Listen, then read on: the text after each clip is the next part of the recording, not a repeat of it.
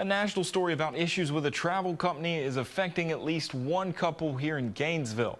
TV20's Ethan Badowski tells us why this family fears they'll never get back more than thousands of dollars. $14,197. That's how much Kim, Roan, and her husband are out after their trip to Canada with Vantage Deluxe World Travel was suddenly canceled.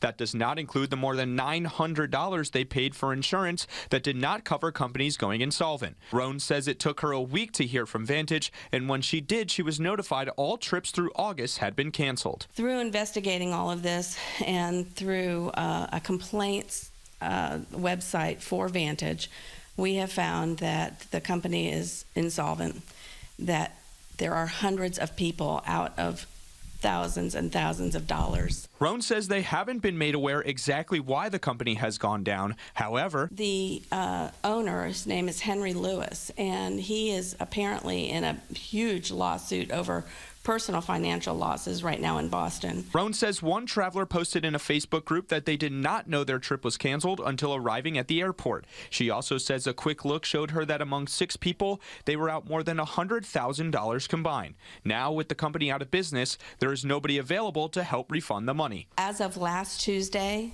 all Vantage employees have been laid off. There is no one answering phones. There is no one scheduling trips. The biggest frustration really is getting hold of them, and now that's not even an availability. More than $1 million have been recovered through settlements for Vantage customers. The Roans say they do not expect to ever get their money back, but are joining a class action lawsuit against Vantage to make sure Lewis is held accountable. In the studio, Ethan Badowski, TV20 News.